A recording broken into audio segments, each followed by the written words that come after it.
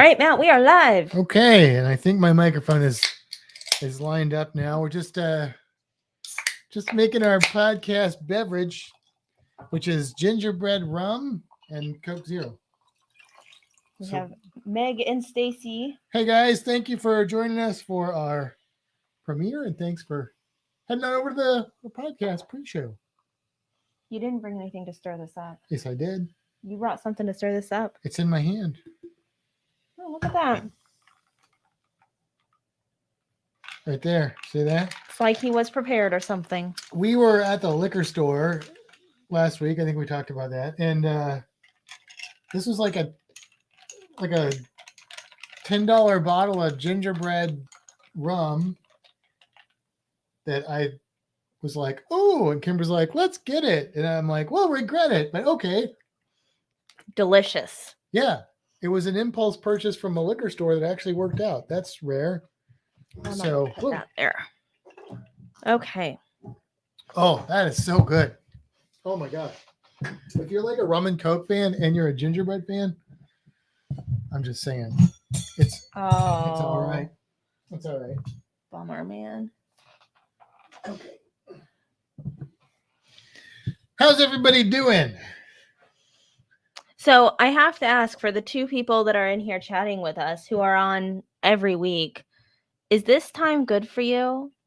Is Friday night better for you? Hey, Ian, good day. We're testing things out and just trying to figure out things and stuff. I kind of like doing this Saturday thing. I mean, I don't know, but sometimes I like doing it Saturday, but I don't want to be like, oh, we have to get home for this if we're like out doing something. Yeah. I don't know. I mean, we don't have to do it the same. Look, if we don't do it at the same day and time every week, then there are some people who will benefit from that. That's true. We could capture people on different random times. Right. So we can kind of rotate through as need be or something. I'm just curious how it works for other people. Von Beanie, Sean. We got 2 Australians in the house. Because it's like 10 a.m. there. Right. Good morning. So it's like a normal time. Meg said Saturday works better for her. Oh, okay. Okay, good to know. And Stacy says they got some gingerbread coffee. Pretty good. Yum. I really want to get some eggnog and put this gingerbread rum in the eggnog.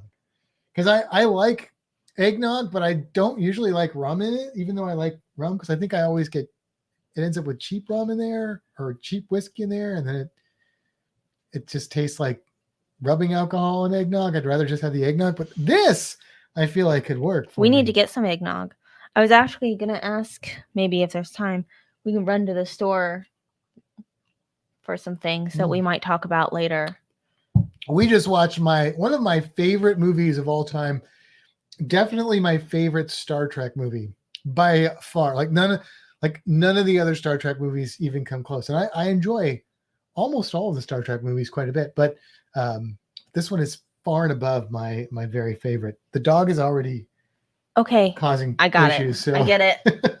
I was like, do you need to take the dog out before we go live? She's like, no, he should be fine. Because he did go like pretty much right before, well, not too long before the premiere, but there's something about it, like when you run the faucet and then you have to pee or something with the dog. When we start the podcast, the dog automatically has to go to the bathroom. I don't know what it is. If he's ever constipated, we will have a cure. We'll just do a podcast and the dog will be cured. So, hey, Todd, glad you are here because we are going to show off some of the cool things that you sent us once the podcast starts. And so if you weren't able to catch the premiere, definitely go back and watch our last 2 videos. 2 videos in 2 days. How about that from us? That's pretty good for us. So, but actually it was kind of tough editing these last 2 because we had a lot of footage, but we had an hour of shark footage that we whittled down to, I think the video is like 10 minutes or something like that. But definitely go check those out if you haven't already, because man, I got to tell you, that's what we're going to be talking about in this episode was our Bimini stuff, but it was pretty cool. Meg, he does wait till the end if you don't take him out like preemptively.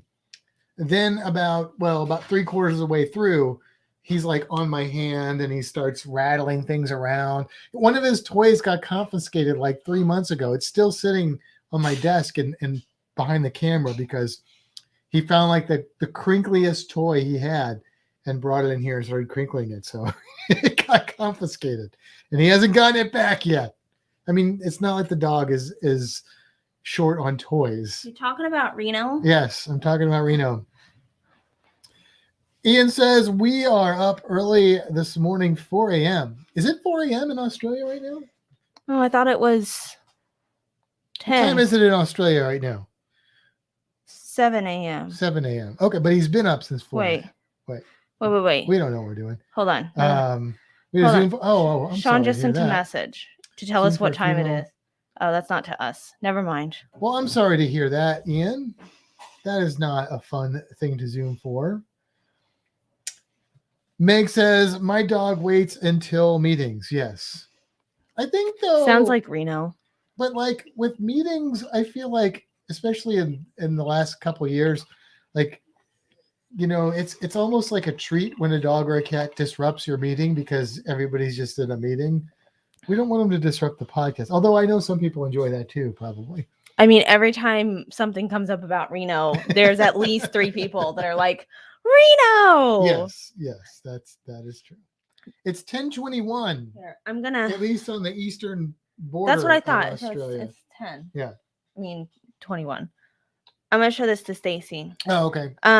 So Stacy, this is what we use. This is our rig. The GoPro goes here, and then we have the wrist strap, so we can hold on and like dangle it and stuff. Yeah, because you're right. It doesn't float. And if you're just snorkeling, you could put a float on a camera housing like that or holder like that. But if you're swimming underwater or you are scuba diving, some people do use floats. I don't like them then because they're more positive buoyancy and it'll float and get in the way of the lens and it just causes problems. So I just try I strap it on. I will take it off sometimes. Usually if we're snorkeling or scuba diving, we're shallow enough. I can just swim down and pick it up if it falls. But the trick is that you don't want to miss that it fell. And then you get back to the boat and you're like, oh. Yeah. I did that. I'm always worried the GoPro will fall off the actual. Yeah. Somewhere we were snorkeling, it was shallow, but I was just totally not paying attention and suddenly it wasn't in my hand anymore. And I think I just wasn't paying attention. May have been at Alexander Springs. Oh, yeah. It could be. Yeah. I mean, remember when we went on the night dive and we saw somebody's GoPro floating up and away? Yeah. We were like, normally I would have gotten it, but it was a night dive and lots of weird things happened. A lot of, yeah. Yeah, and Ian, our condolences too. That you lost a friend and as a family member. That sucks. Sorry to hear that, buddy. So, what time is it? 6. We still have 7 minutes. We do. Reno's back in here huffing and puffing. Well, he just ate, so there's no excuse. The dog is eaten. The dog is pooped. Well, actually, we just walked outside and stood there for a minute because he had no reason to. He just wanted to be fed, probably. I just scared him. And now he's looking for something he can get into. I think he wants to lay down. Larry's watching us on his Roku. You know, we watch, I would say, almost all of the YouTube that we consume. Well, that I consume. You watch YouTube and more than me sometimes is on our TV. Yeah, Critical Role. But you don't usually watch that on the TV. You usually watch that on your iPhone or iPad. Yeah, I watch that on the iPad. Something like that. But yeah, we watch most of our YouTube on the TV and usually together, which is cool because you have the big screen and, you know, it's great. It's like you're just watching TV. The downside is it's a real chore to like thumbs up a video or leave a comment. And so unfortunately, we don't do that as often as we probably should because of the way that we consume that media. Yeah. I wish that there was an an easier way. I mean, I could just go on my phone and go, and I do that occasionally, but Yeah. it just seems. Todd is watching us while he's grocery shopping. That's dedication. Right? What, you getting anything good, Todd, or just doing the chore grocery shopping? Do you want to show this stuff off now or at the end? Oh, I thought that'll be our end. I thought that would be, and then we can talk just about kind of a this cool stuff. thing in the beginning, and then maybe we can do something else at the end. Yeah. Oh, okay. So. But people that are just listening won't. Well, that's okay. They can if they really are curious, they can come over to YouTube and check it out. All right. Yeah. I'm good with that. I'm excited. And for those of you that don't know, which is most of you, except for Todd, you'll find out when we start the podcast in 5 minutes. He sent us some gifts that are very appreciated and really cool too. So, all right. What else we got before we start? I don't know. The height of a great live is people listening and still commenting. Just saying. That's what Sean said. That's true. For the regular, yes, with the regular live, that is definitely the truth. I jump over to my phone when I want to comment and leave just like now I'm watching on a 60-inch TV. Yeah. I mean, I do that occasionally too, but normally it's like we're watching while we're eating or something like that. So it's just not convenient. That's all I'm saying. It's just not convenient to do that. I wish that they made it more convenient. Like it's to thumbs up. It's like multiple steps. Yeah. It's not just like if you're watching it on a computer or a tablet or a phone, you can just go like bling or something like that. Yeah. Stacy said we need to entice the audio only people to come watch the video. I mean, we do like having this as a video format as well. It's much easier to edit too. It is. Since I've now taken over the audio editing portion. I prefer it being easy.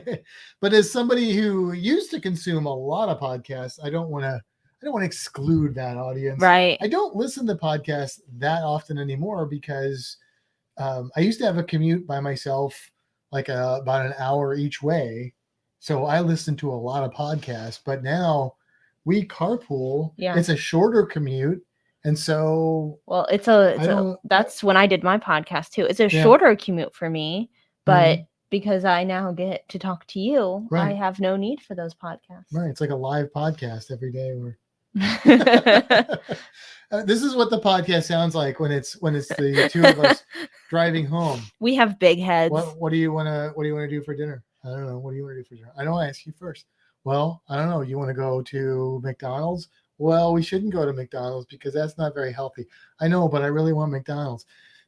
This audio, and that can go from either one of us. Yes. That's the Fintastic Cruising Drive Home edition of the podcast. we do have some big heads on a 65-inch TV. I bet Matt's is bigger. Wow. Oh,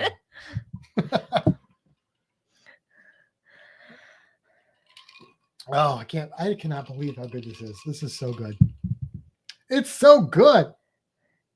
Meg says, I stopped listening to the podcast audio version when I stopped commuting, and this became a YouTube thing. Right. I mean, that's the other thing is like there are still obviously people that commute and stuff. And like we have some listeners that are like truck drivers and things that specifically, obviously audio is a format for them, but not as many people are commuting and stuff. So that probably has changed. To some degree. Sean said, during the drive home edition, what cruise animal do you discuss? Usually Reno. Well, or whatever bird we see on the way. Oh. That's usually what we discuss because we usually see birds on the way home. Yeah. We don't normally see other animals on the way home. So usually it's just, oh, did you see that bird? What was that? Was that an anhinga or was that like today? It wasn't the drive home edition, but it was the driving to breakfast. Yeah, because we went and got breakfast, which was also an adventure. And we saw white pelicans. That was today, wasn't it? That was today. Yeah, and that was exciting. We saw that yesterday morning on our way to work too.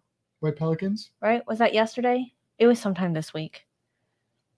I don't know. But we saw I think it was today because we were trying to go to the gas station. Right. To get, Yeah, we saw that, but it was one day on our way to work. The pond I saw Landon and yes. Yeah. Yes. In the morning. Yeah.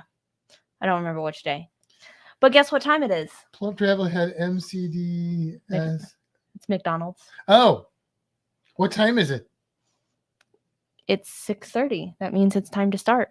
Ian says, "What's work?" I wish I could say that. All right, let's get started. Let's get this road on the show. Come with me, we're going on a Fintastic cruise. Pick your destination with news, tips, and reviews. But here is an item you might not have thought of. All of the things under the water. Nature surrounds us with elegant features. You can't go on a cruise and not see the creatures. So let's make some magic, let's get ecstatic. Instantly classic, maybe romantic. The wildlife around you, cinematic on your Fintastic cruise. Bimini, everybody. Welcome to another episode of Fintastic Cruising. I am Matt. And I am Kimbra. And you know what's interesting? In that intro that we made so long ago, there is a shark. We were so excited to see that shark. Little did we know. I mean, anyway, we'll get to that. I mean, you probably know from the title, we're going to be talking sharks today. Not like our shark episode. We're going to be talking about shark excursions and such.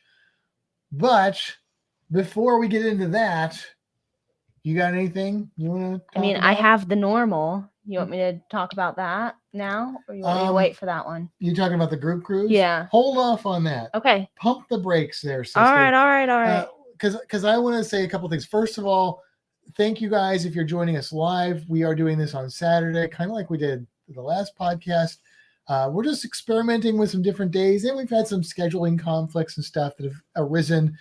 So we don't know when we're probably gonna switch it around when we do it. If you do enjoy live with us, which we enjoy having you guys live so we can see your comments and hanging out before and after and all that jazz. But just so you know, next weekend there's some sort of thing happening on Friday and Saturday that a lot of people care about. So we're not going to be doing a podcast.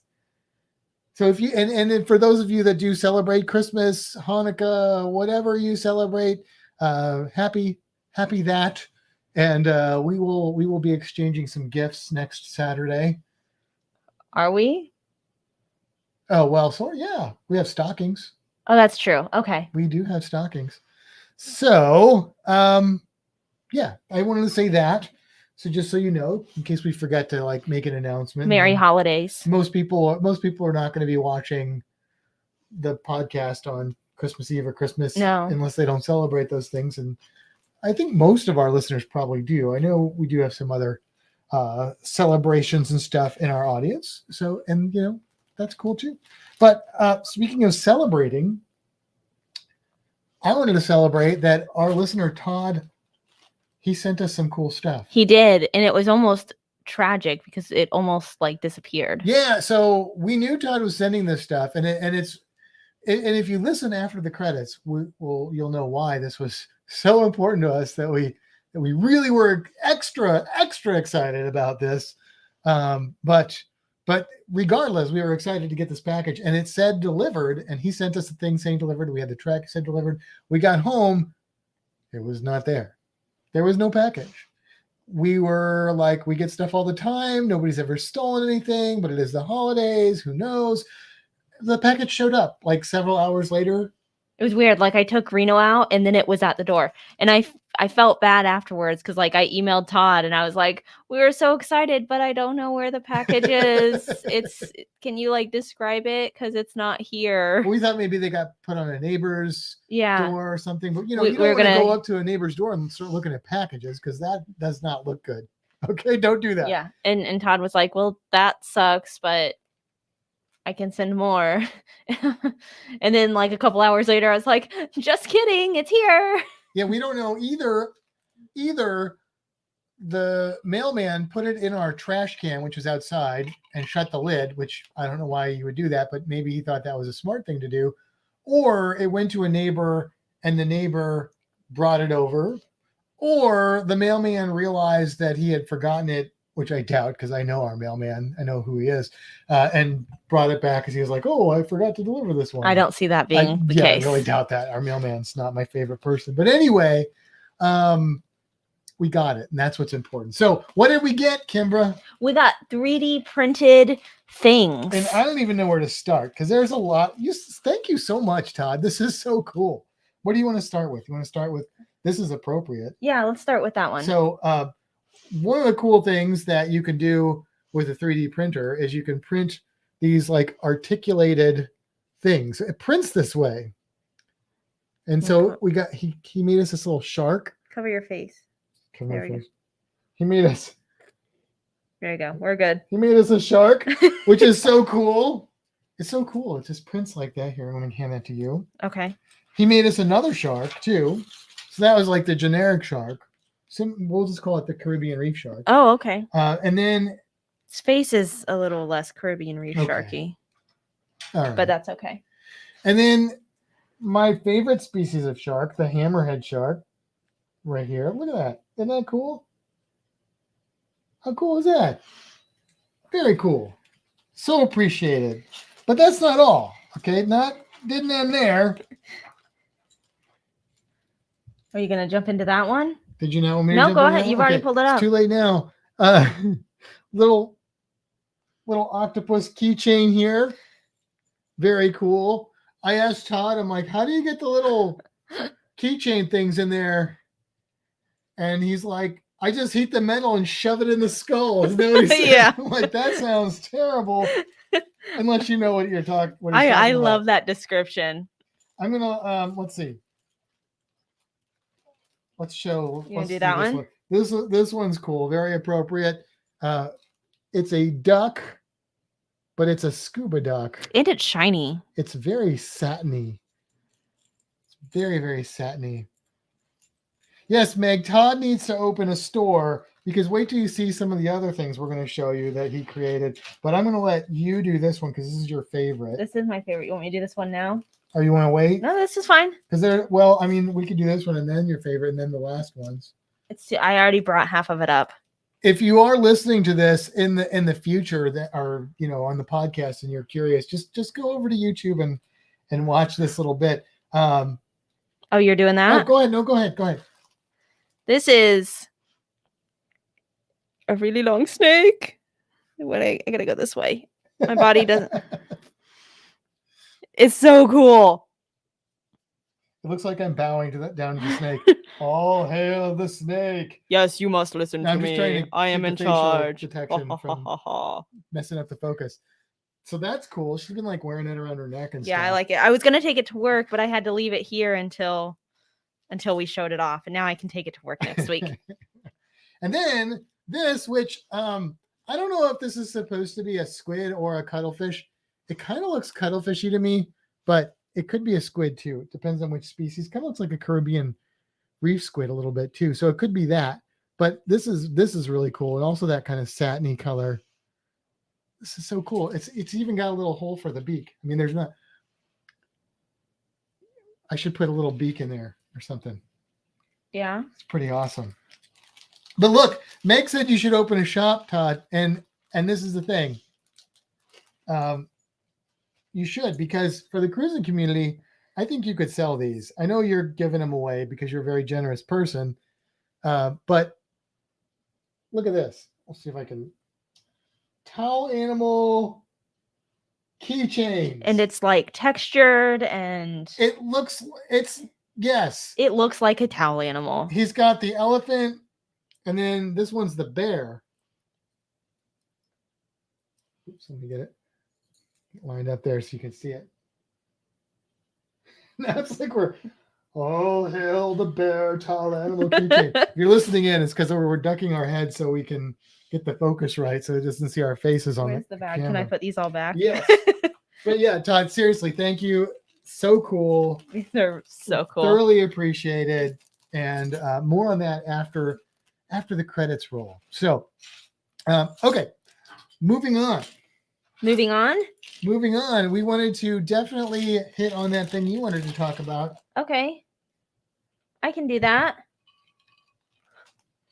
Let's talk about the group cruise. We're not as fancy as like Down Under Cruisers and Spikers and those guys. No, we They have don't- like a video. we don't with have a music and video. stuff. We have a picture. We just have a picture. But you get to listen to us talk. Yeah. So, the Fintastic Group Cruise is March 12th, 2023. We want you on our cruise. I just pointed at the camera and then realized that nobody can see it, but that's okay. Carnival Pride out of Tampa to Grand Cayman, Roatan, Belize, Cozumel, Fintastic Travel at gmail.com. I'm going to throw out there for Mallory and Andrew. I do know that you emailed me and I am working on it. I have been slacking. I am so sorry. All right. But I don't always slack, so email me. Todd made 50 towel animals to give away on his next cruise. Wow, how long did that take? Do you Right? do more than one at a time? It doesn't matter. It's going to take a long time for each one.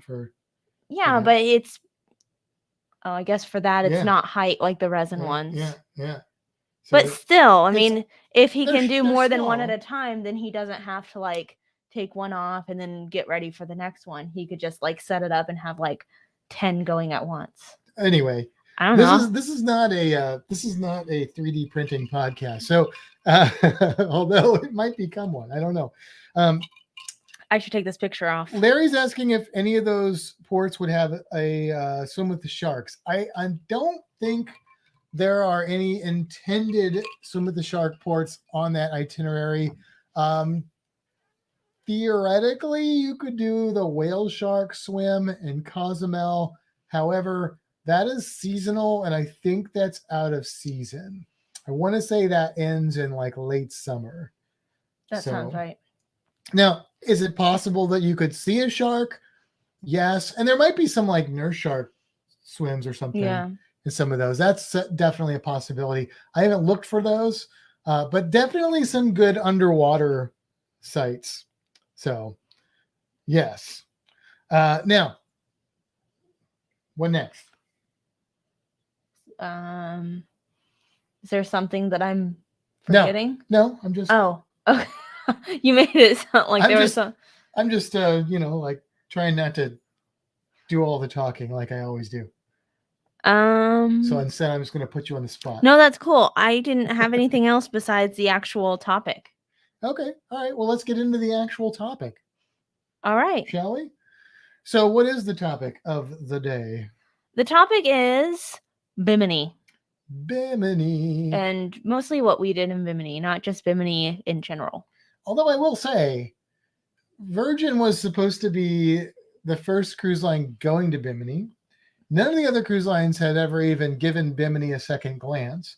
And then the pandemic happened, and all of a sudden, several cruise lines go to Bimini, which is quite intriguing to me. That why they never went before. I know that some people in Bimini didn't want the cruise lines to go there, but they're going there now. So I was really excited to go to Bimini because I knew that Bimini was like this big shark place, but I didn't know Like how, shaped like a shark. no, like there's lots of sharks there, but I didn't know how that would translate to going there on a cruise. Like, does that mean you're going to see any of these sharks? Is that, what does that really mean? Because Bimini, if you look at it on the map, it's a tiny island very close to Miami. I think it's like 75 miles away or something from Miami.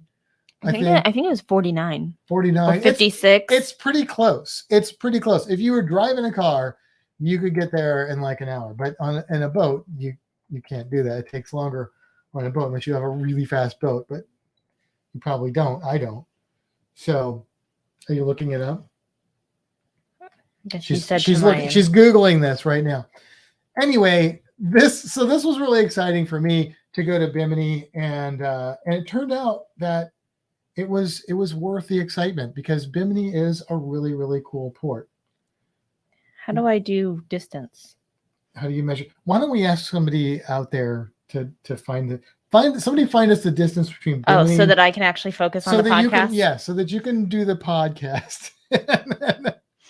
Anyway, we get to Bimini. Of course, Virgin is the only cruise line that has their own like private beach area there. because they were actually planning to go to Bimini, unlike the other cruise lines who were just like, I guess we're going to Bimini now because we can't go to these places. So when you get off the ship for Virgin, I don't know exactly how this works for the other cruise lines.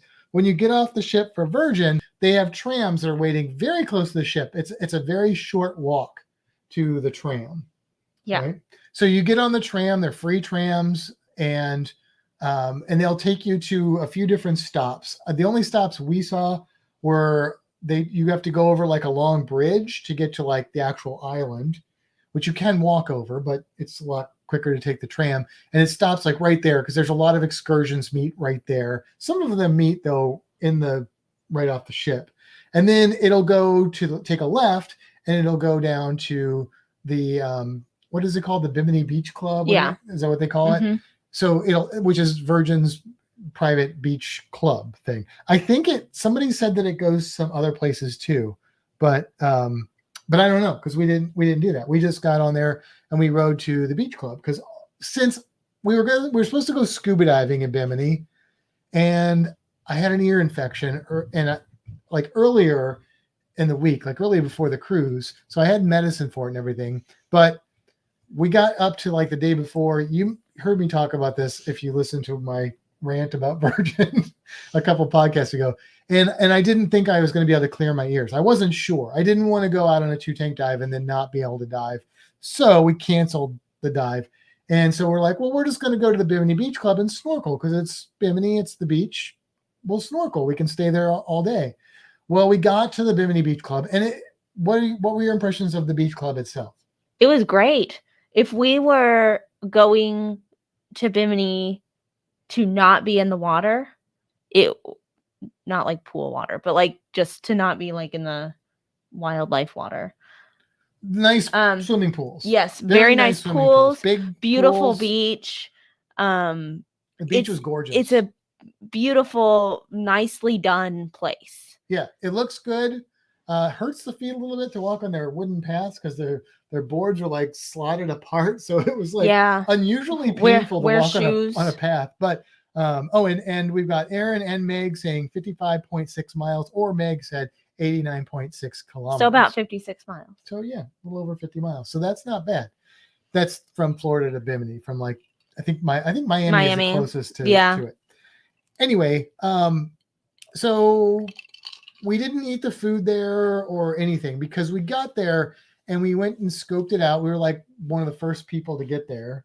Yeah. And so we, of course, the first thing we do is we plop our stuff down. We go to check out the water. Well, there's pretty high waves when we were there. And I think the tide was out and the swim area is like, there's like buoys there. You're not supposed to go past the buoys. Well, those buoys are really close to the beach, especially if it was low tide. I don't know for sure that it was. I'm just assuming based on evidence that I saw, there was probably a low tide. Even if it would have been a high tide, though, it would have been a pretty narrow swim corridor. Now, this is similar to what you would see in a lot of Florida beaches, so it doesn't really surprise me. The thing is, in most Florida beaches, the visibility sucks, so you don't really care that much. But here, I could see the crystal clear water past the swim buoys, but I'm assuming you're not supposed to go there, and there's lots of boats. We didn't have a dive flag or anything, so obviously we're not going to do that. So we said, well, this isn't going to work. This sucks. And we were kind of moping around. Well, mostly I was moping around, and Kimbra was on the phone on the app. Which works on, so the Virgin Voyages app does work at Bimini Beach Club with the Wi-Fi. So that's cool. So it's nice. Also, if you have the bar tab or whatever, it works at Bimini Beach Club. So there's, it's like that private island kind of vibe without being a full private island. Yeah. So here's the thing. She's looking at the excursions, like what can we do? How can we get in the water? Something. And she sees the shark snorkel and Sapona, which is a wreck, swim or snorkel. And that's actually what we wanted to do initially. And it was sold out because we waited too long. And then we were like, oh, well, I guess we'll just do a 2-tank dive. We want to get underwater in Bimini for sure. Well, they opened up another session of it. So now it was available. So she's like, let's book it. It was cheaper. We had already gotten our money back from the dive, so this was saving us money. We had extra money left over from the money we spent for the bar tab that we weren't going to use because we don't drink that much. So it was like perfect. So we book it, and it didn't leave until 2:00. It was 2:30. So we took the tram back.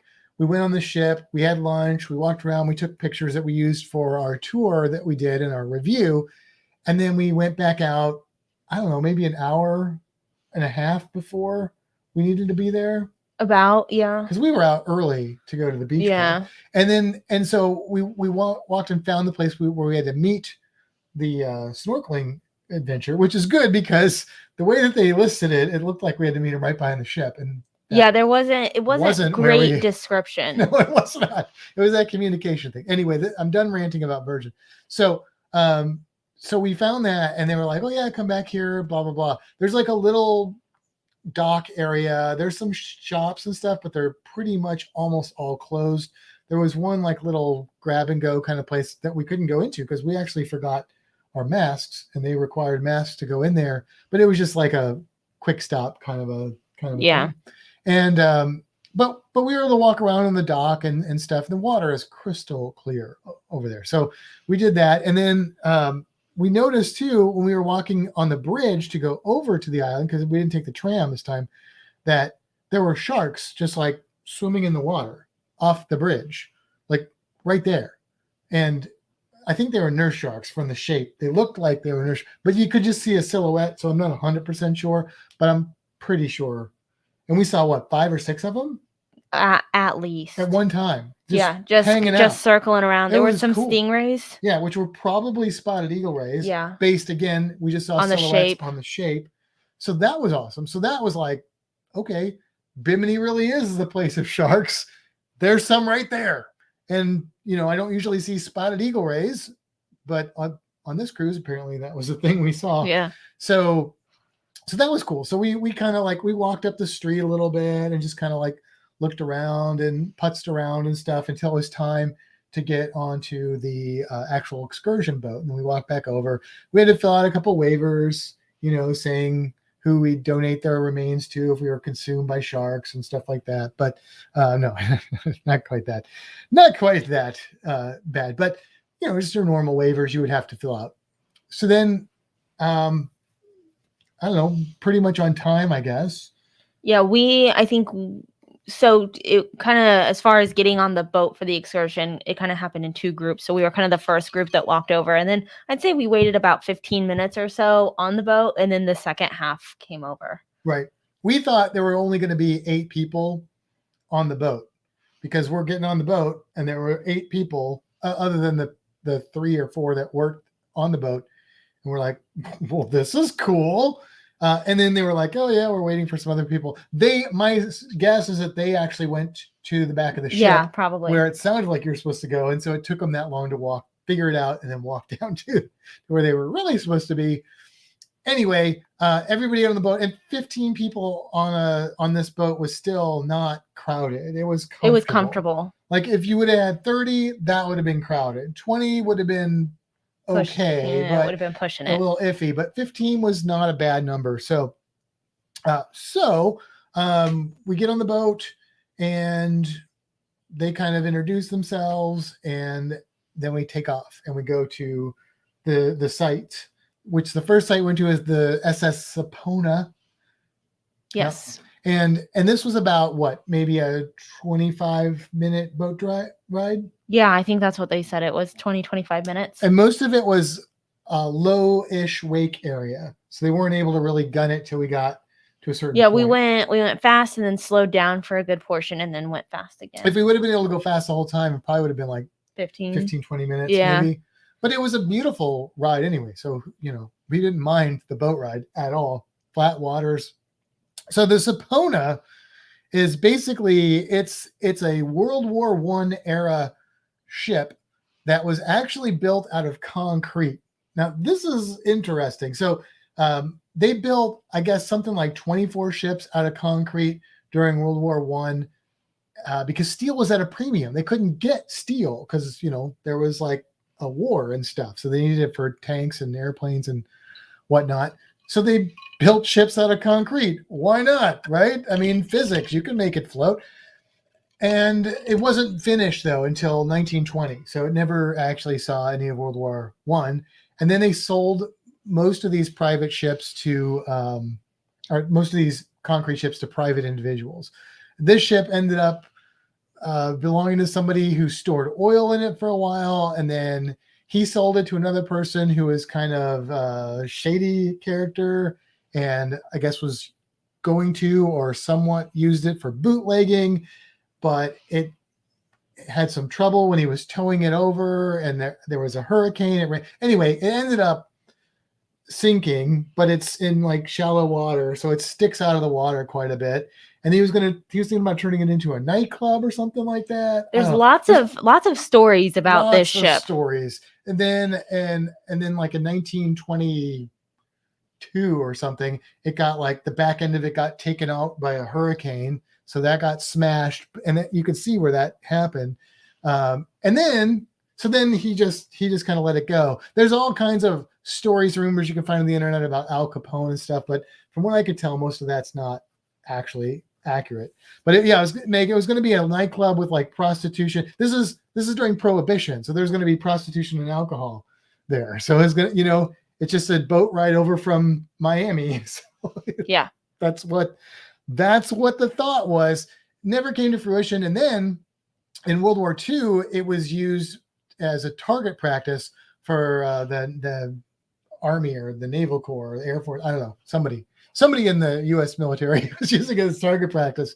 There's even the last plane that I think it was the last one or one of the last ones that bombed it actually disappeared in the Bermuda Triangle. So there's like more mystery surrounding the ship because of that. But anyway, it stands up like these big concrete pillars. And what's cool is that it's in such shallow water, you can get inside of the ship. If you haven't already watched our video of this excursion, check it out. You can go right inside, and most shipwrecks, you can't do that because they're underwater. And so if you're diving, you might be able to, but even then, a lot of times you have to have special certifications, and sometimes they're just not safe because wood and metal do not do well in salt water. But concrete does just fine. In fact, concrete makes really good beds for coral and sponges to grow on. That's what they make those reef balls out of, is concrete. So this became like a living reef, and it's attracted a ton of wildlife. And so we got to the Sapona, and I was so happy because I saw my nemesis hanging in the bow of the ship. Snorkel vests. Oh yeah. I hate snorkel vests. Look, I'm not against snorkel vests. I think if you are not a comfortable swimmer, if you're not going to swim underwater, you should wear a snorkel vest, but I don't like being forced to wear a snorkel vest. They didn't make me wear one. I was so happy when they were like, yeah, only if you want to. Most places nowadays, they force you to wear a snorkel vest, which is so stupid because to inflate a snorkel vest, you have to push a valve and manually inflate it. So if it's a safety device, it's only going to work for people who are already going to want to use it anyway because they weren't comfortable. For me, who tries everything to desperately get all the air out of it and even fill it with water for a little bit more ballast, I'm not going to, if I'm in an emergency, I'm not going to take the time. I'm just going to swim to where I need to go. But anyway, they did make me wear a snorkel vest, so that was good. Yeah. They told us about current. Current kind of goes around the ship weird. So they warned us about that. The current, when we were there, wasn't too bad. There was only one spot that I really felt a lot of current that I had to push through a little. Yeah. So, but that is something to be aware of, especially if you're on a boat snorkel. Listen to the people running your snorkeling excursion because they're going to give you information that could be very important. If you're not a strong swimmer and if you're using like their little bitty fins that they provided for free and didn't bring your own, and you get in the wrong spot, they may have to rescue you, and they're probably going to be able to rescue you, but it's going to be embarrassing, and it's going to be inconvenient to everybody else, and it's probably going to be really scary for you. So listen to your boat people. Boat guides. Yes. Listen to them. Boat people. And the people that were on this boat were awesome. They were great. So friendly. All of them. So, you had 100% confidence that they knew what they were doing. They were watching people to make sure that everybody was careful.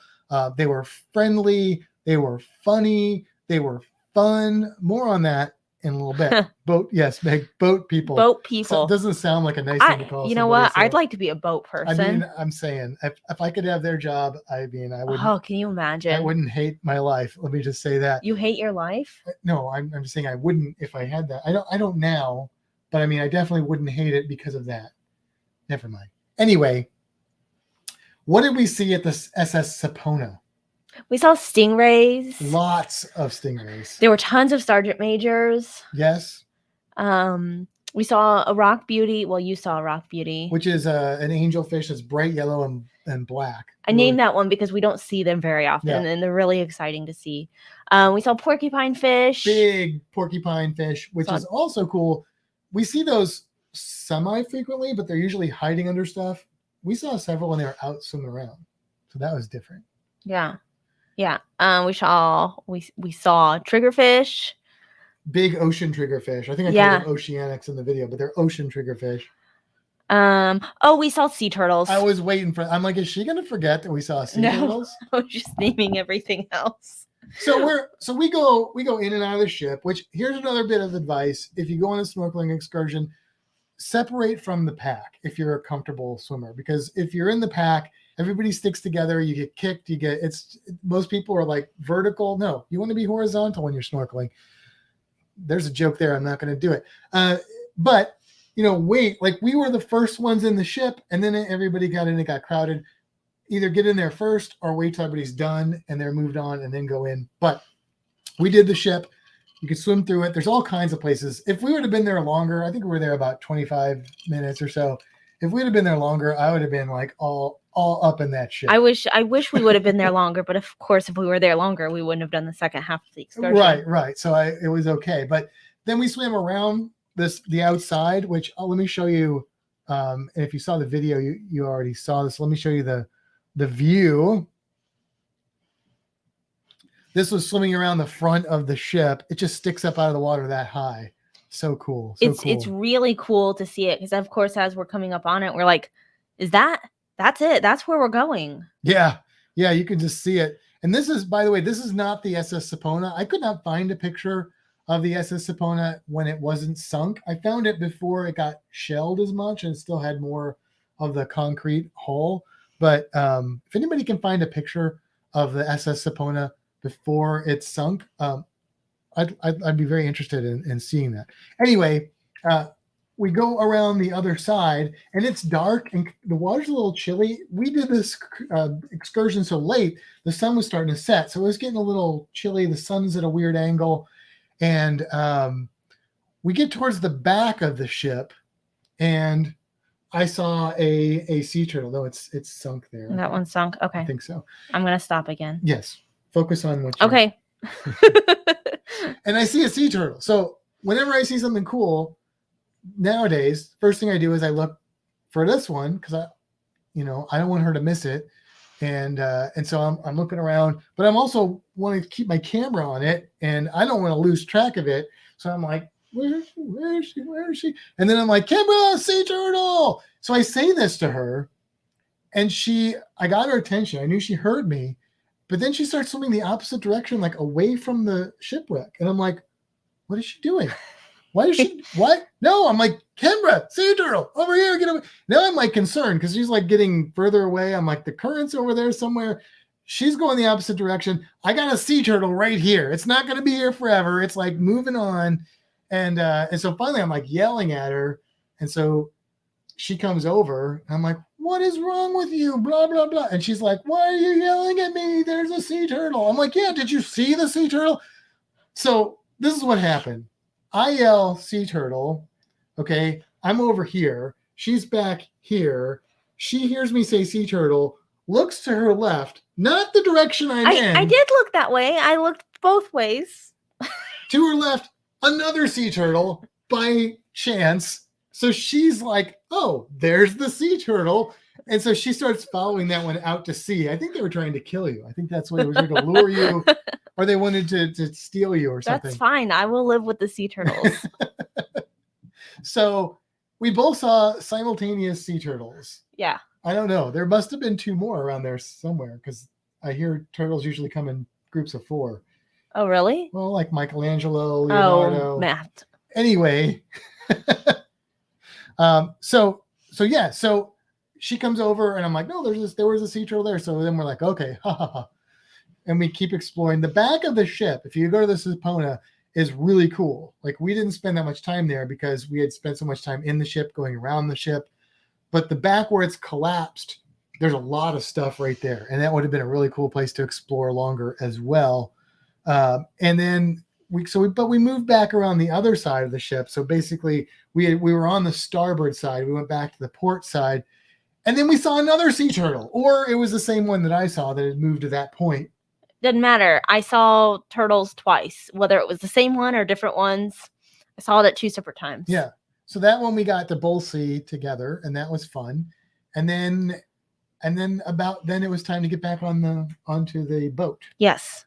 So that was cool. So we were excited. We were like, okay, we've already gotten our fun day in Bimini, and now we're about to go to do the shark thing. Yeah. Well, of course, and like you had mentioned, kind of chilly. Like, we get on the boat and they start giving everyone towels, which is really nice because if you don't think about it, you don't grab a towel. So it was really nice that they had towels there on board to give you. That's not normal. No. They don't usually have towels. They also... And they, like, multiple of the boat people were like, you need a towel? Do you need... Like, I was asked probably 3 times if I wanted a towel. And then I said no every time until Matt had, like, dripping or something. And I was like, let me get you a towel. And then I went back and got a towel after I told them no. What does that even mean? You were dripping wet. Dripping. So... Is that somebody said, but it's not, but it's already sunk. It's still there. sunk. Yeah. Somebody sent us a picture.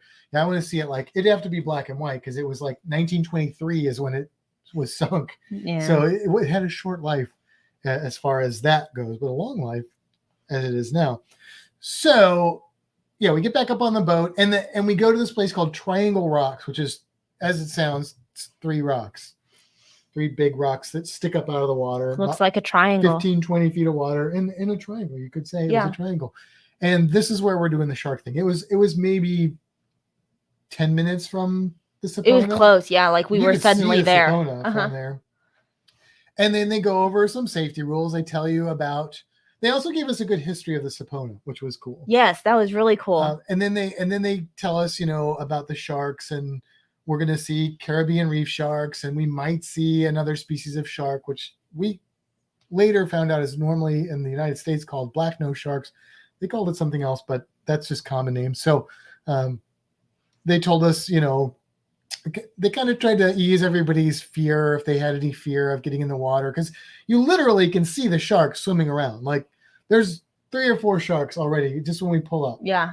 So we go through all that. We get in the water, which I should say, we were like the first ones in the water, as much as we could be the last ones out of the water at both of these sites, of course. But so then you get in the water, and instantly you look, and there's sharks. There's a reef shark. There's a reef shark. There's a reef shark. Like they're kind of keeping their distance. They're off away from you quite a bit. But they told us that they would do this. They said as the snorkel goes on, they'll come a little closer. And then if you stay in the water longer, other people start to get out of the water, and they will get more and more, not aggressive, just more bold, because they know, 1, there's less scary flappy things, but 2, they know they're going to get fed when all the snorkelers are out of the water. And so they're smart. These are smart fish. So there's a big group of people in the water, and I'm like looking at this big group of people, and I suddenly realized Kimbra is not amongst them. I'm like, where did she go now? I went with the turtle people. I'm used to having to babysit the people I snorkel with, and now I'm like, now I know what they deal with. So, but I like that. I actually really appreciate that. So I look over, and so they're all on the port side of the snorkel boat. She's over by herself. Okay, it's like sun setting. All those rules you're told to follow with sharks. Don't swim by yourself. Don't swim at sunset. Don't feed the sharks. We're breaking all these rules, right? So she's over on the other side, and I'm like, okay, well, I'm going to go over there because all the sharks are coming over to Kimbra because she's just floating quietly and nicely while the other people are all doing the the vertical head out of the water thing. Not all of them. Some of them were horizontal stuff, but they were all grouped together. So there's noise and commotion, and sharks are very sensitive to that. They're sensitive. I understand. Yeah.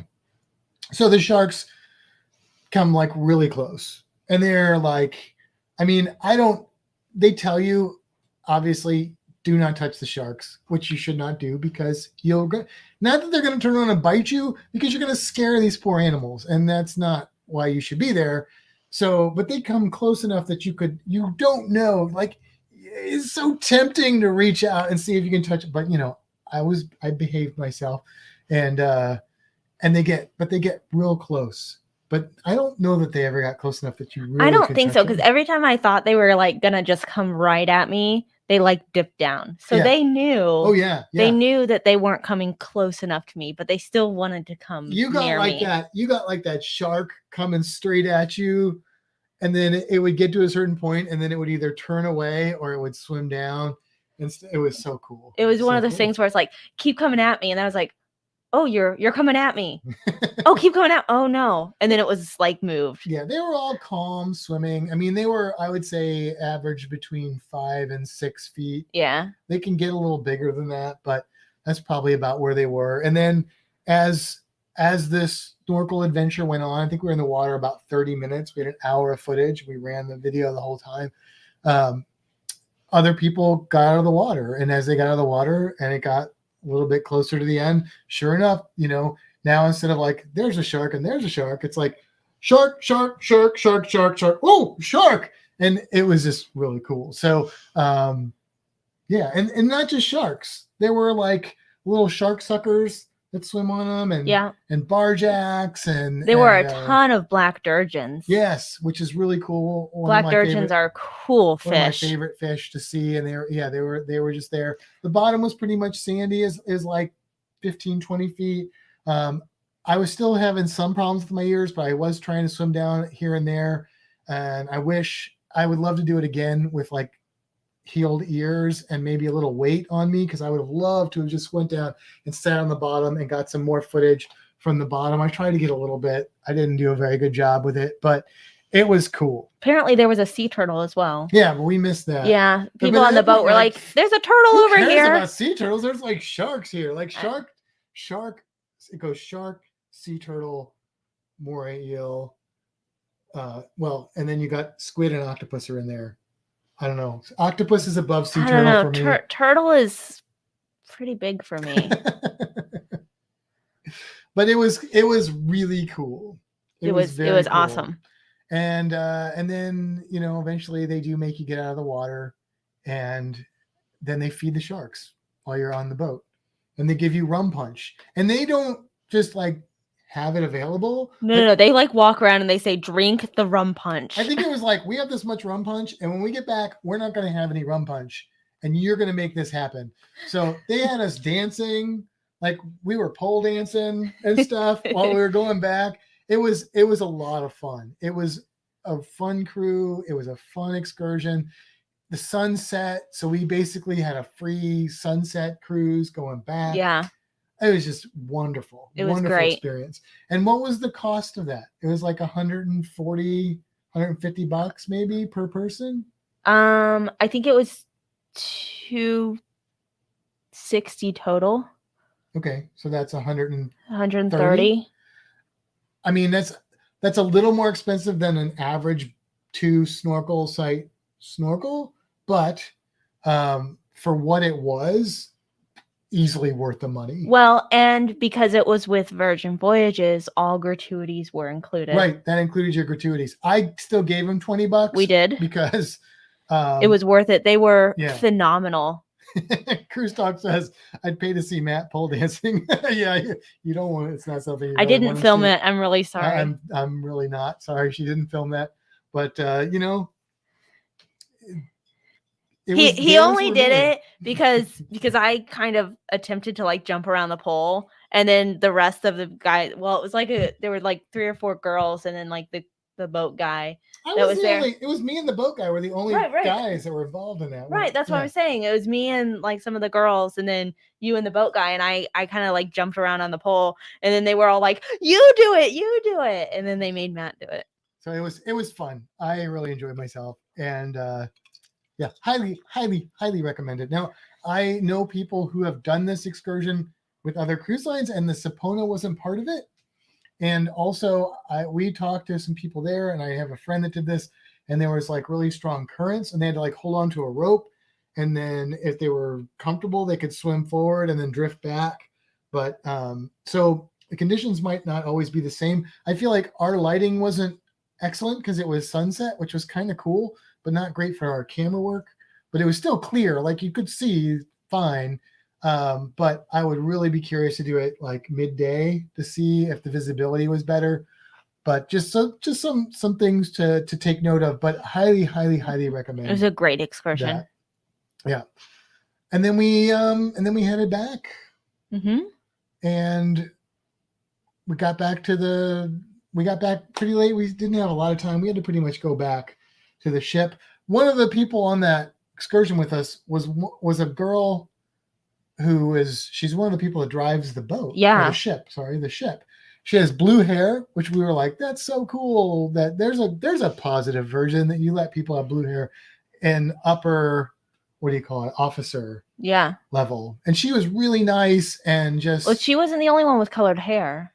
No, but I mean, that's a high level officer that had colored hair. Like that was cool. So we knew we were going to be able to get back to the ship in time. Plus right. It was a virgin well, she even said excursion. somebody had asked her, like if we weren't on there, like if we weren't back in time or something like that. And she said, well, they'd leave me way before they left any of you.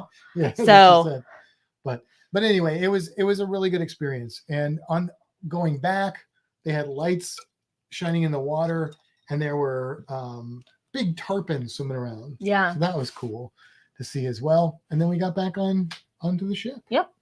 And that was it. So it was great. Now, our cruise creature, we wanted to kind of highlight. We've already done the Caribbean reef shark. We have. So we thought we'd just talk a little bit about the other shark that we saw. So let's go ahead and roll the cruise creature music.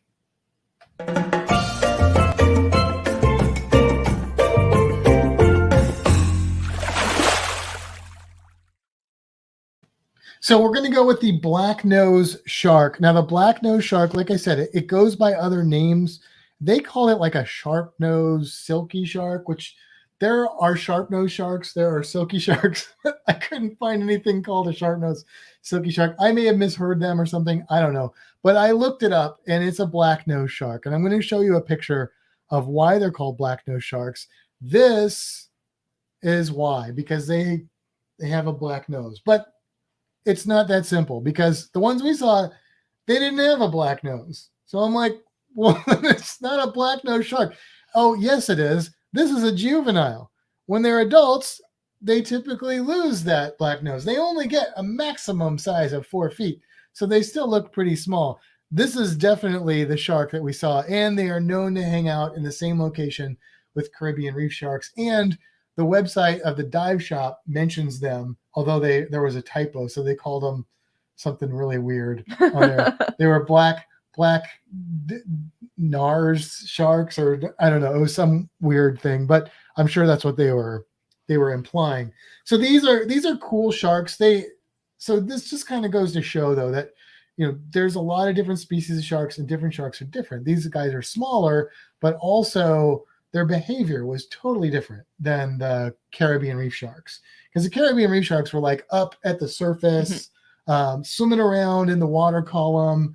They were like the ones that were in your face. They were a little standoffish from us, but they were much bolder. Where these little sharks, they kind of hung at the bottom, and then towards the end, when most of the people were out of the water, they started swimming up to the surface. When they fed the sharks, I saw some come up there too. Yeah. So these guys are pretty opportunistic in that way, and they you said that they've been known to eat the food like as other sharks are eating it and come up and like yeah, they'll steal food. Mhm. We also noticed that their teeth are different on the bottom and the top. So they have kind of more of a serrated teeth on the top and then more of that pointy kind of sand tiger teeth on the bottom. And we couldn't find any reasoning for this, like that was pointed out in our minutes of research that we did on that. But I can tell you that those teeth, those serrated teeth are used obviously to cut big pieces. And then the pointy ones are for catching like fish. Typically sharks have the same dentition on the bottom and the top, but having this specialized set of teeth probably gives them the ability to eat a more varied amount of prey, which means that they can be more opportunistic, which would be a huge advantage for them as far as survival and stuff. So that's pretty cool. So as far as some of the things that they eat, it lists porcupine fish. Do you think those teeth would have something to do with that? I don't think specifically. No. The challenge with eating porcupine fish is that they tend to be toxic. Spiny box fish? Same with the spiny box Yeah. fish. So a lot of sharks and stuff can't eat those because of that. So they may have the ability to eat and handle some of those toxins. I'm not sure. That's interesting. Also octopus. Yeah. Well, I can tell you that animals tend to like squid and octopus as something to eat. I have the comments. Minutes of research. Yes. Yes, minutes of. But you know, we knew the cruise creature we were going to cover tonight, but then it was one of those deals where we're like, "Oh crap, we didn't research the cruise creature." So, I mean, obviously, I can just talk about sharks, but specifically, I got to do a little bit of homework. So we did a little bit of homework. Yeah, and they're cool sharks. They do kind of hang in the shallow water when they're little. So a lot of times people catch them as little babies with a black nose. And then they'll head more out to deeper water when they're older, usually in deeper water than the water we were in. But I suspect that they might hang out in that area because of the feedings that go on. I don't know. There's something there that attracts the sharks as well. But I asked the guys on the boat, I said, "Hey, do you ever see other species of sharks while you're doing these snorkel excursions?" And he was like, "Oh yeah, we see sometimes we get bulls, sometimes we get hammerheads, occasionally we get tiger sharks, lemon sharks." So I was like, "Oh wow, that's cool." Because I know they have hammerhead shark, because I had a hammerhead on my shirt, and the guy was like, "Oh, have you done the hammerhead dive?" And I was like, "No, we just missed it." And they're like, "No, it started this week." And we're like, "Well, not according to our choices that we had. It didn't start." So, but they do all these specialized shark dives and snorkels, and they even have dolphins, like not just Atlantic bottlenose dolphins, but wild spotted dolphins. Oh, that'd be really which cool. Is I've never even seen a spotted dolphin, so that would be awesome. And to swim with them in the wild would be really cool. Like you're not going to get to like touch them and stuff, but I'm okay with that. Like I just want to see them. Yeah. So pretty awesome. We are actually going to look really hard at doing a dive and stay in Bimini, because you can just take a ferry over to Bimini. And so they there's a dive shop there called Neil Watson's Bimini Dive Center, and we think that's what this excursion went through, but not 100%. Sure. There's not a lot of dive shops on Bimini, 'cause it's a small island. But this specific dive shop does like a 4-night package deal with the hotel, the ferry that takes you to and from, and then lots of snorkels and dives, including the Hammerhead one. Yeah. So we're not looking quite into as cheap as a cruise. No, but for what you get, it's pretty amazing. Yeah. Yeah. Pretty amazing stuff right there. So yeah. So that's something we're going to look at doing. And because I really, really, really want to dive with hammerheads. I would love to see a bull shark or a tiger shark. Like that would be really cool as well. So yeah, super psyched about that. So we shall see. Yeah. And lemon sharks. But we have seen a lemon shark now. We have. Maybe 2. We're not sure. But I'm tallying up my sharks. We're at 4 species. Yeah. You're at 4. I'm at 4. I'm at 6. Bonnetheads, whale sharks. No, not sand tigers. Nurse sharks.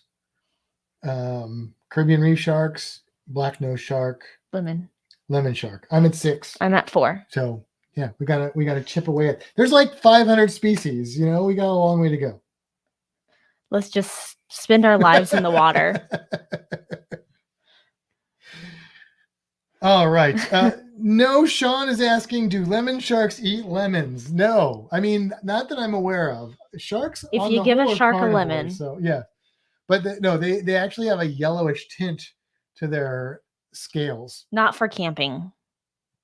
What? Tint. A tint.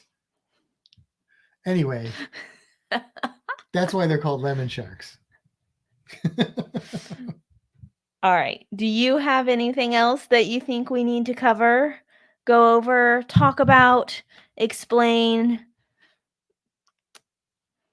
stuff? I would say this because I see a comment from Stacy, and he says he could never get Gina in the water with sharks. It sounds fun to him. And let me just tell you, let me just say this as like a public service announcement. It probably won't help, Stacy, but maybe it will. There were people on the boat.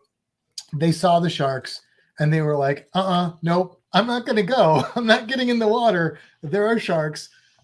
My brain has been wired to not get in water with sharks. To my knowledge, everybody got in. Yep. I didn't see the process if the people on the boat were like encouraging them and helping them because I was too busy having my shark fun. But after we were done with the swim, there was not a single person on that boat that didn't have a big smile on their face, that didn't enjoy it. Some of them did get out a little early because they were like, they were coming in closer and they got a little nervous with that. But nobody like freaked out. Now, I say that with the caveat that they all signed up for this in the first place.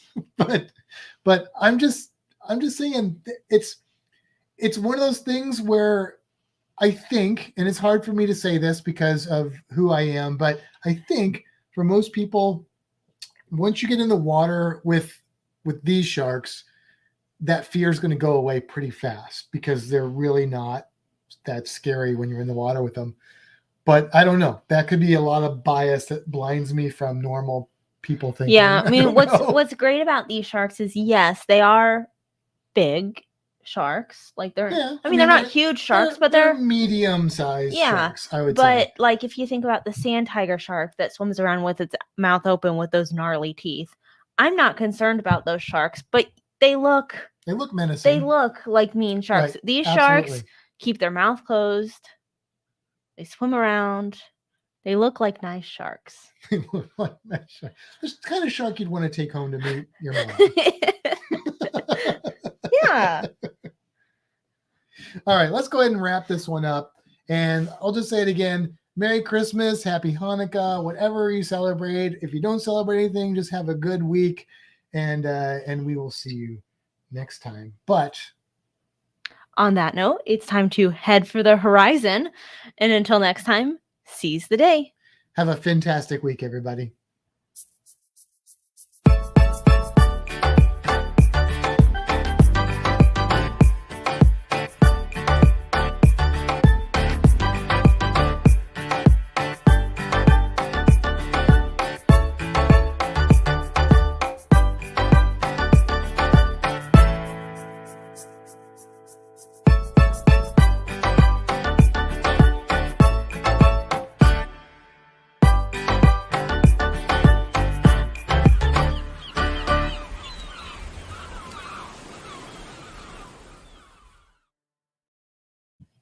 Okay, and we're back.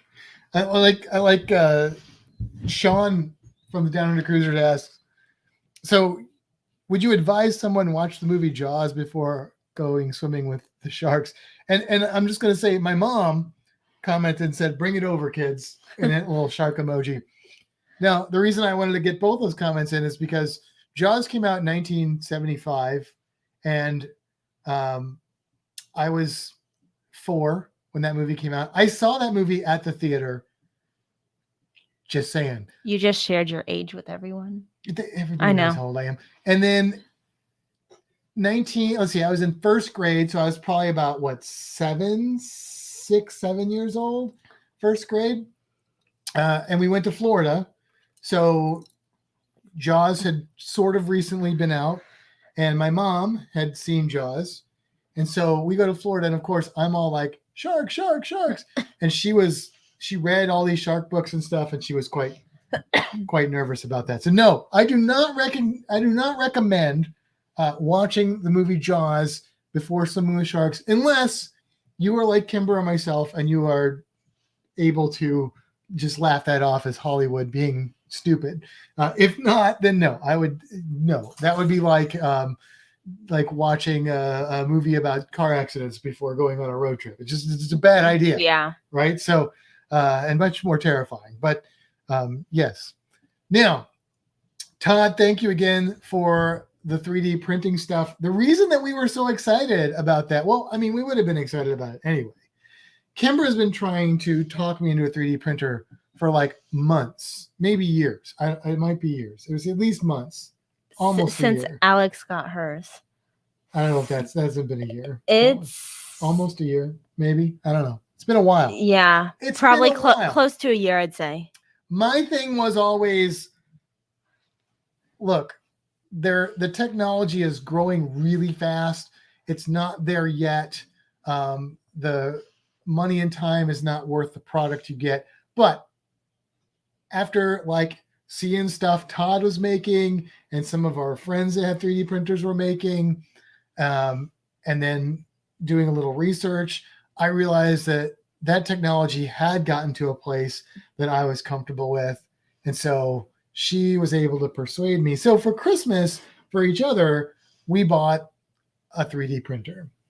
It's a little different than, so the one like Todd has the spool on it and it prints. Ours is what's called a resin one, which is a little different, but they both do kind of the same thing. I mean, they print things 3D. Some are designed, like the one Todd has is designed to make bigger things, I think, more. And the one we got is designed to make more smaller things. But we're going to do a lot of like miniatures for D&D and stuff like that. So because we need more of those. Right, exactly. But man, I mean, we've been doing a lot of research on that. And so when we knew that Todd's stuff was coming, we were super excited to see it in person. Our thing was we were going back and forth about whether to get the filament or the resin printer. And, you know, doing research is one thing, but seeing the physical product is something else. And that's what we wanted to see. Right. But honestly, I think we would have been okay either way. Absolutely. But it was cool to see that. And actually, I think what's going to happen is, I'm going to regret saying this. We're probably going to get the filament. We're probably going to end up getting a spool one too down the road because we do want to make some bigger things as well. And it's much better for, and by bigger, I mean like, you know, like this to this and stuff. I think from my limited knowledge on 3D printers, but it's just so cool. Like the stuff you can make, some of it's just funny or fun little toy things like Todd sent us, which are really cool. The towel animals are really cool though. Those are really, really cool. But there are like practical things you can make too with 3D printers. Yeah, like little boxes, dice towers. I'm going to make a really cool looking dice tower. That's what I meant by practical, is a dice tower. That's exactly what I meant by practical. I do want to make, like, they make those little cord things that you can like stick to something. I want one of those to put over by the chair. So every time you say, hey, can you grab the cord? I don't have to climb behind the chair to find it. So we could print one of those. Yeah. Stacy, he says Jaws 3D. He remembers that when it came out in theaters when he was a kid. I know that's like the sort of the not favorite Jaws movie for a lot of people, but that in many ways is my favorite Jaws movie just because there's so much scuba diving in it. And just that for me, like that was like the coolest setup to like work that they had there, you know, like the SeaWorld that they had with the underwater tunnel. I was like so excited about that movie. And yeah, I really enjoyed it. He also says that we're going to need to make some shelves for all the 3D items we're going to print. Ooh, I could do more pops. I can make my own pops. You could make your own pops and paint them. You don't have to paint them though. Yeah. Probably. Well, you don't have to paint them. I guess you could just leave them the color of the resin. Or I could like dry brush them or get that. Yeah. What was it? Rub and buff. That stuff was really cool. That's cool. Yeah. Yeah. We could make, here's what I'm thinking with that rub and buff, you can do like metallic. So it looks like metal. We could make our own ship on a stick. Oh. Yeah. I never got one for Liberty. I won quite a few things on the Carnival Liberty. We could print And they ships didn't on a have stick. ships on a stick at that Yeah. time. So I got some stupid little necklace metal thing. I think we should come up with our own like Fintastic cruising ship on a stick type thing that we can print, and then whenever we do things like costume contest or whatever, we can like send those out as the trophy. What a great reason to get an FDM printer. right? Because that would be a bigger item. It would be, yeah. That would make more sense with an FDM printer. That's the spool one. So anyway. Could you make a ship and sell it to Carnival? We could make one about this big. Carnival's got their own ship on a stick, but maybe Royal Caribbean needs one. I don't know, because they don't have a ship on a stick. You get a keychain or a deck of cards on Norwegian and Royal Caribbean. On Brilliance, we got a pen and a highlighter. Yeah, or a pin. Yes, not worth it. Not worth it. I mean, Stacy said he was just typing it about a Fintastic cruising trophy. So there you go. Pretty cool. And there's your pause. I don't know if it was long enough. It was long enough. Was it long enough? I don't think it was long Here, enough. I'll just. There, now you'll be able to find the clap. Sorry if I deafened anybody out there. And then go back to the pause. Thanks, bud. You're welcome. Making your life easier. Hey, Reno, you want to say hi to people? He heard the word pause and he thought you were talking about him. No, he did. Come here. He was good this whole episode. Come here. Come on. Come. Oh, I can't reach you. There we go. Oh, you're all right. Ugh. There we go. Say hi with your dirty mouth.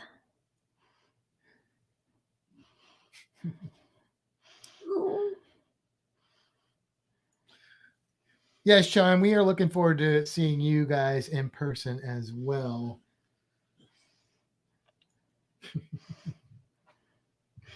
Reno's been very snuggly today. Yeah, but he kind of scared us a little bit because we ordered a pizza and then the guy came and knocked on the door. Normally, a knock on the door and this dog goes Cujo, but he didn't move. He didn't bark. He didn't growl. Nothing. She goes over to the door. She opens the door. Nothing. She gets the pizza, closes the door. Nothing. She comes back in. I'm like, is Reno okay? She looks at Reno. She's like, Reno. And she said he was just sitting there with his eyes open, but he didn't like move. Well, he was laying there. Oh. He was laid down. So she's like, oh, and then he was like, what? So I don't know. He was like sleeping with his eyes open, or he was like in the zone. I don't know what's going on. I had a minor panic moment. He's I think he's starting to show his age. Yeah, but he doesn't usually miss a step on Well, no. somebody that knocks on But the door. a couple of weeks ago he fell off the bed and we had a leg problem. Yeah, that was scary too. Yeah, poor guy.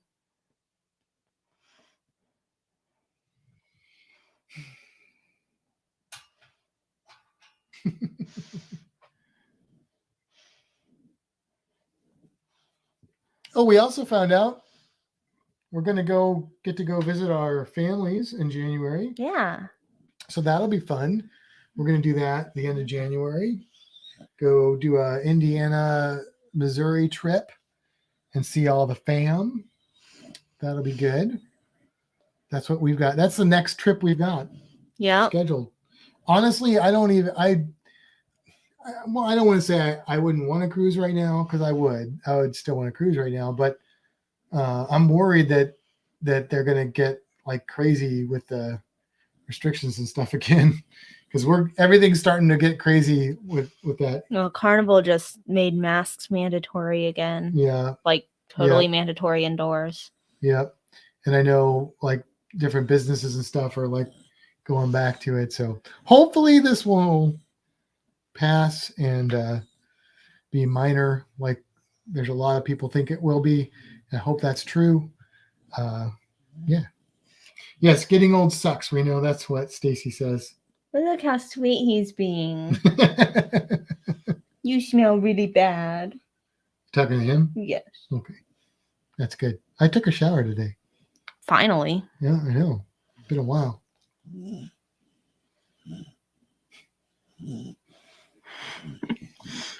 All right. Anything else you got?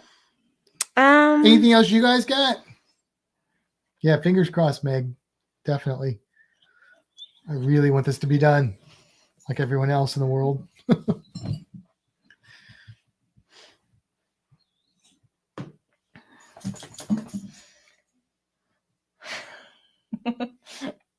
No, you got nothing? Oh no, I'm trying to figure out what I'm gonna do with this computer. Okay, well, And I know that's off subject, but unrelated. I know. Anybody know what to do with old computers?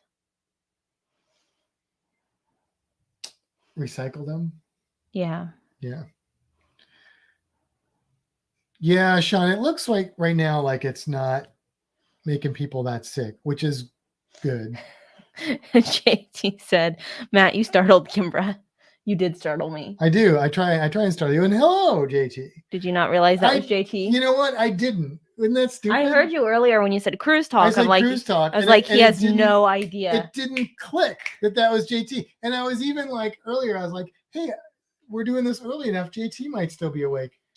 And then you're there, and I'm like an idiot, and I couldn't connect the dots there. Like, I know your cruise talk. I don't know. I'm just. I knew you didn't connect it when you said it earlier. I was like, he has no idea. Oh. Anyway, yes, JT, by the way, I don't know if you saw, we were drinking that gingerbread rum. Gingerbread rum, $10 at Total Wine, buddy. And it's good if you like gingerbread.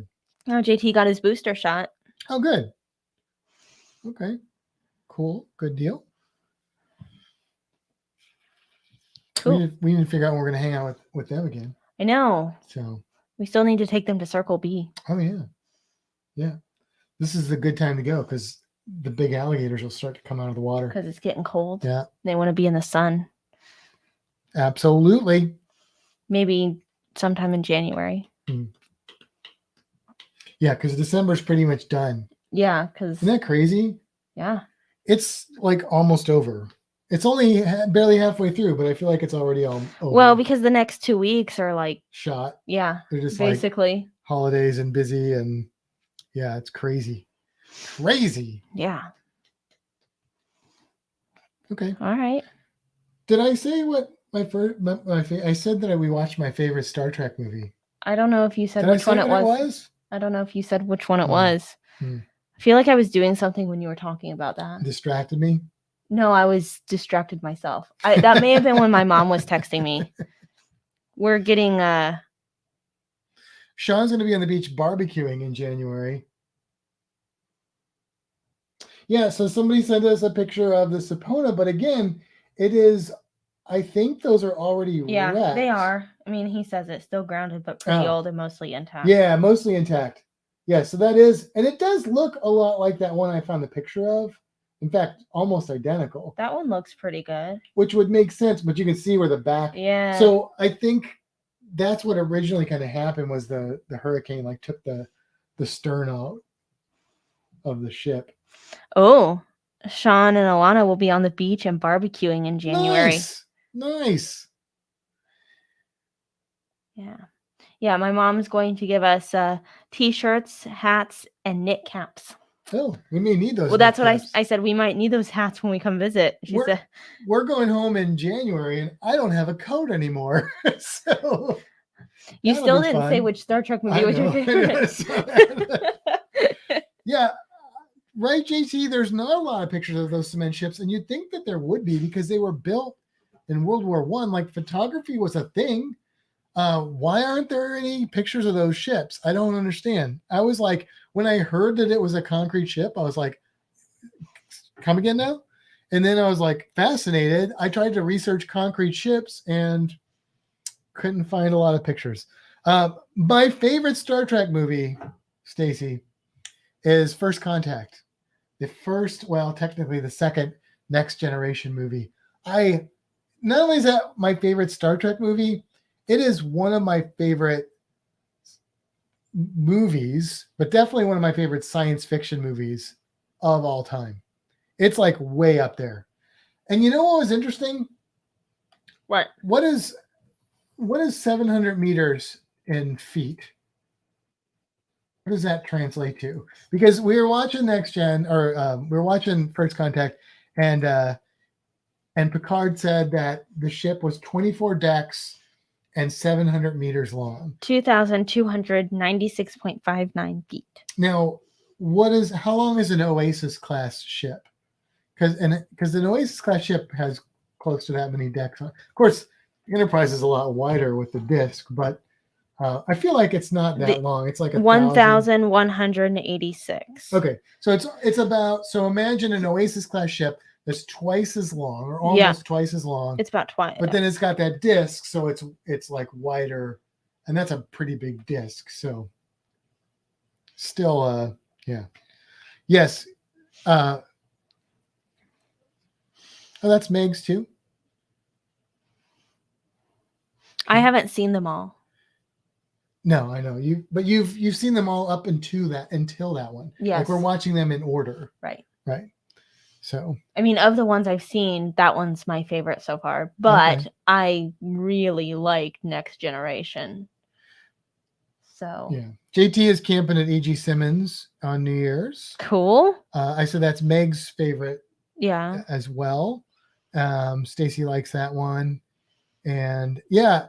Next Gen, we just watched all the Next Generation, and now we are working our way through Deep Space Nine and Voyager. Yes, we just started Voyager recently. So my favorite Star Trek is Deep Space Nine. Some people love it, some people hate it.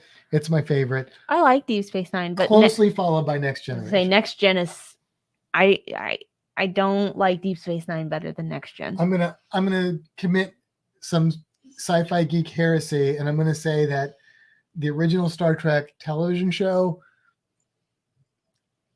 it's all right. I like the movies a lot. The show, I don't know, it's okay. I can't watch that much of it before I'm like done with it, but I do like the movies a lot. I never finished original series. Yeah, because you didn't want to watch it with me. Yeah. And that's what I was watching. Yeah. When we started dating.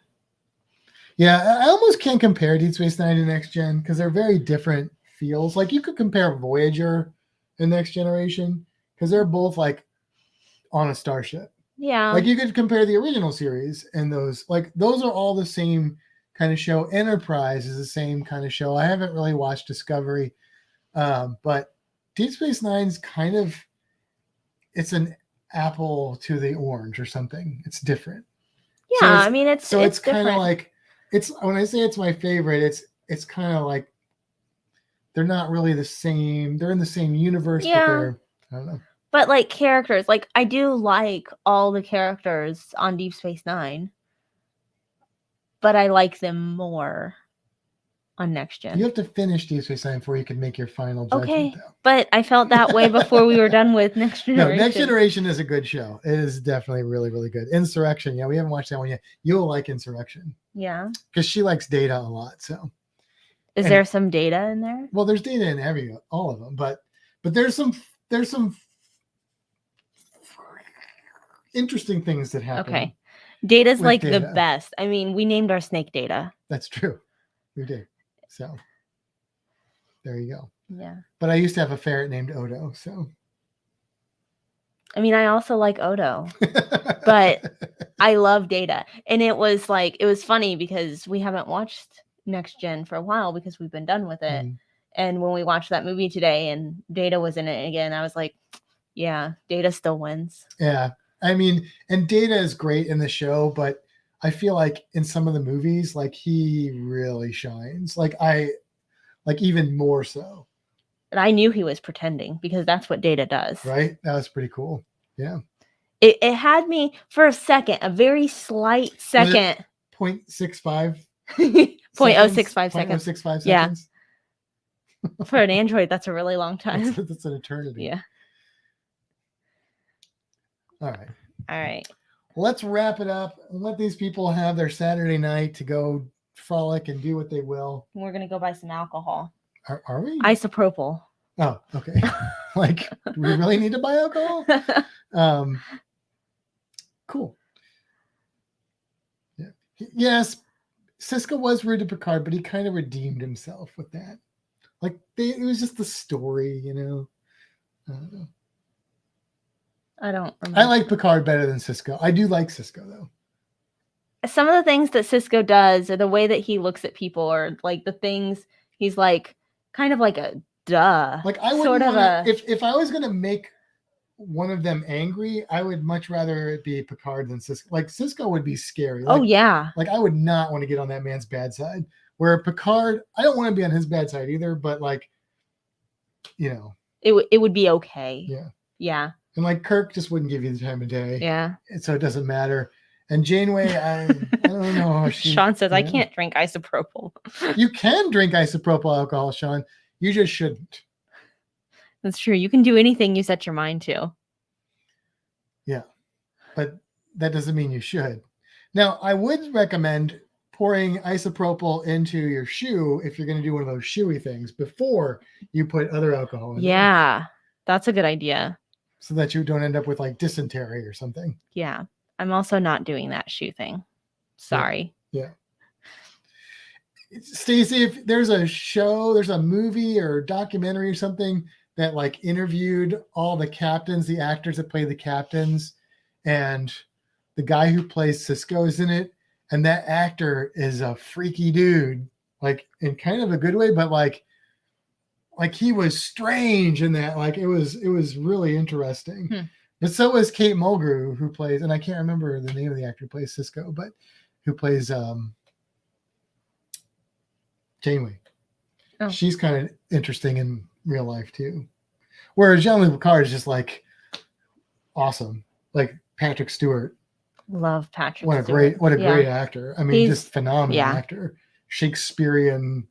Like he did. I used to have a CD of him doing the entire like audio play of what's the three ghosts that visit Christmas Carol. Yeah, that was cool. I'd like to hear him do the audiobooks of Harry Potter. Yeah, he could probably do that right I know. now. Yeah. I'd like to hear Yeah. that. Avery Brooks, thank you. Yes, Avery Brooks. Get a big boot glass. Have you seen those? Yes. Yeah. Well, they have the big boot shot. They have the little shot glass boots in Mexico. They have the Like- big glass. Right, like a shape like a cowboy is that boot. like on the? There was a movie. Was it Beer Fest or something? I don't know. There was a movie that there was something about this boot glass, and it was like a thing. I don't remember. No, Stacey, we have not watched Picard season 1 because somebody insists on watching things in the order they came out. So I have kept myself from watching that show. But really, I think now that we're done with Next Gen, we should probably watch all the movies, and then I think we can watch Picard. Okay. I don't think there's any spoilers, like, because Voyager there's not going to be, because they're like in the Delta Quadrant, and I don't think there's not any more Next Gen tie-ins. I don't think that would matter in Deep Space Nine. So Okay. Yeah. Let's see. I can tell you that the number of people who have had shoeies and gotten ill in any way is 0. Those that have not tried it have suffered from anaphylaxis. Interesting. I'm still not doing it. Yeah, it's just, I don't know what. You're gonna have to give me a good reason why. Why would I want to drink anything out of a shoe? Yeah. And because everybody else is doing it is not a good enough reason. Yeah, no, that's not gonna. I mean, that'll get me dancing on a pole, but it won't get me drinking out of a shoe. Don't quote me on that on the group cruise, though, Sean. It is recorded. All right, let's go buy some alcohol. Okay. All right. Isopropyl. All right. Good night, everybody. Thank you so much for joining us. Have a great holiday, and we'll see you in a couple of weeks. Bye.